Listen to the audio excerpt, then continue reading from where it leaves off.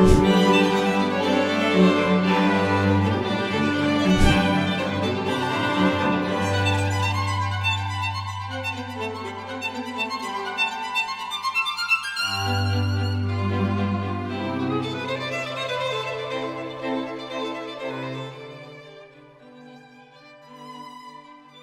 everyone, and welcome to our channel. My name is Luan Alvarim, and I will be your host today. Today we are going to take a closer look at one of the most intriguing violin makers in Cremonese school, Lorenzo Storioni. Storioni lived during a time of great change and uncertainty, yet he still managed to create some of the most unique and celebrated instruments of the Rococo and early Classicism period. So let's dive into his fascinating life, work, and examples of instruments, of course. Unlike many of his contemporaries, Storioni did not come from a family of violin makers, so his learning history is somewhat unclear. Born in Cremona, Italy in 1744, coincidentally in the same year Guarneri del Gesù died. It's not possible to track the name of a specific master or tutor from whom Storioni learned the craft. He could not benefit from other makers' teaching, as there were almost no makers in Cremona at that time, and neither were any heirs of makers of the earlier golden period. Carlo Bergonzi's grandsons, Niccolò and Carlo II, only resumed their grandfather's lineage of violin makers later on, and it's unlikely that this process had much influence in Storioni's work.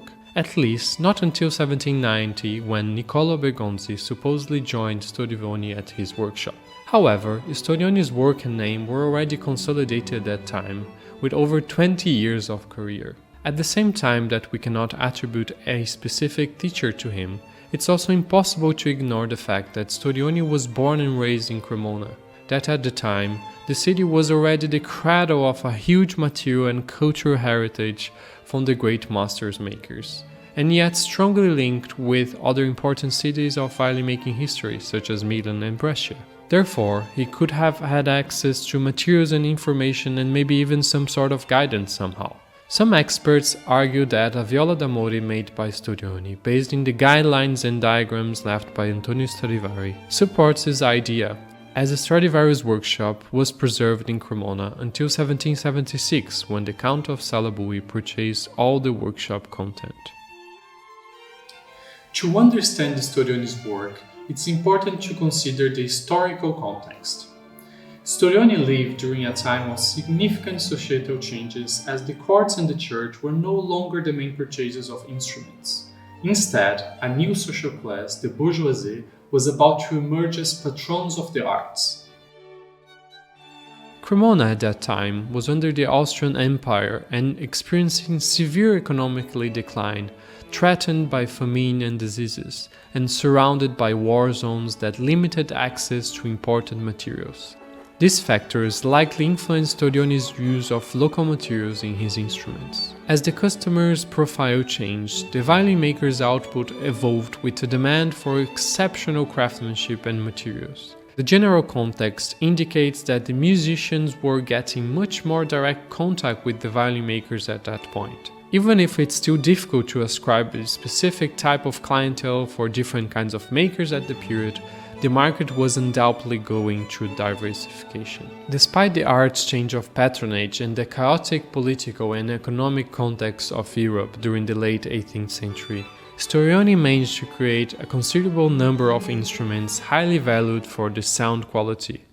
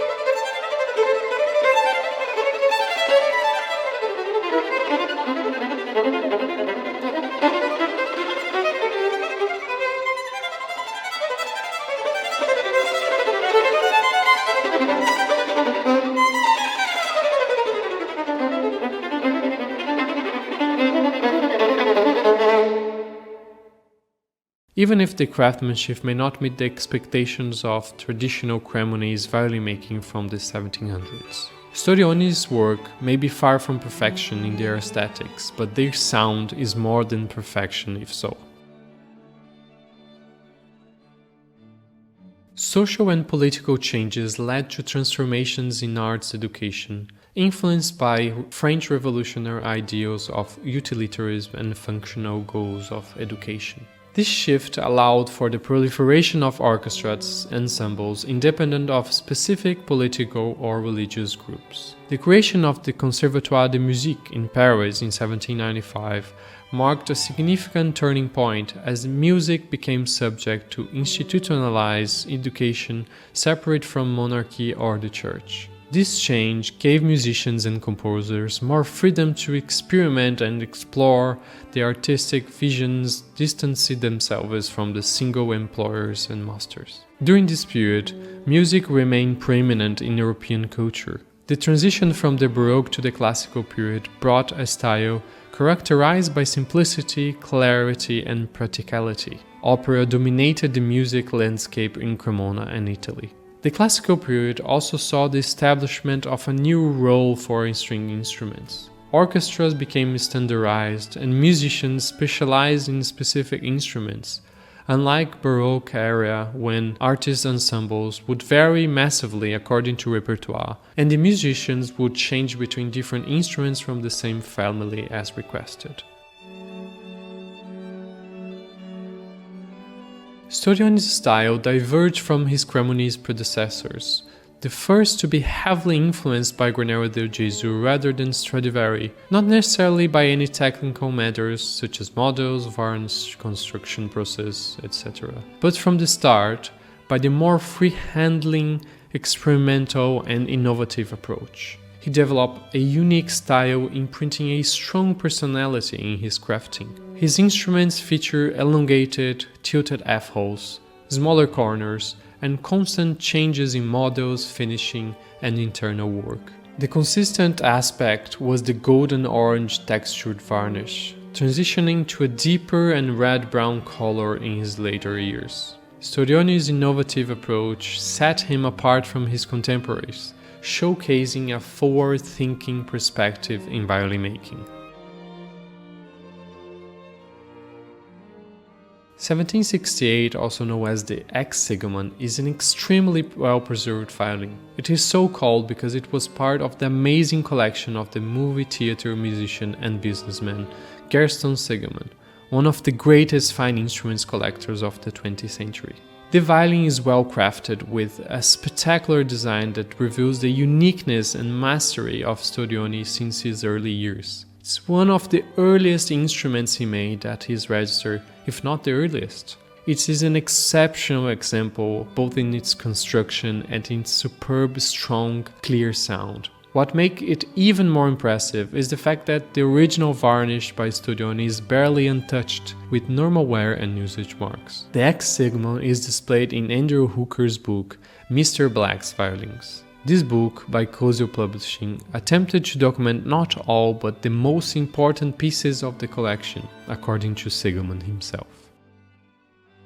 1778 Countess Pestalozzi. This violin is a remarkable example of Storioni's work. Still within the wide margin of variance of his style and design, this violin portrays a moment of continuous experimentation in his career. Compared to a few of his previous instruments, this violin presents a flatter arching in both plates and narrow ribs, which gives it a resonant, rewarding tone.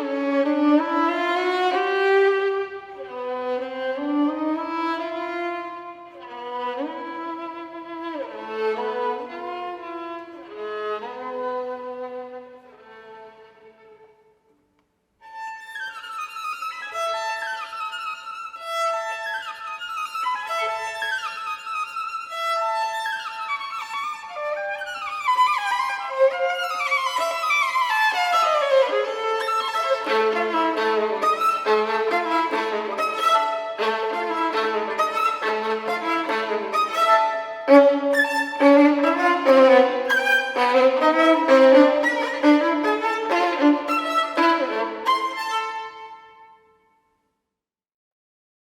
wider and rounder edges, the more consistent fluting all along the deeply inlaid purfling, and the more elongated purfling joints at the corners, show that the experiments also took place in a constructive and aesthetical perspective, a concrete sign of development and maturity in his crafting. The scroll shows precise and resolute outlines.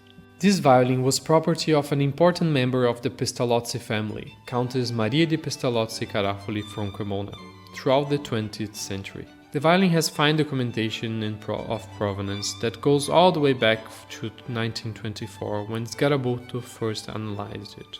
In 1937, during the bicentenary of Stradivarius' death, this violin was displayed at the Antique Cremonese Violin Making Exhibition in Cremona.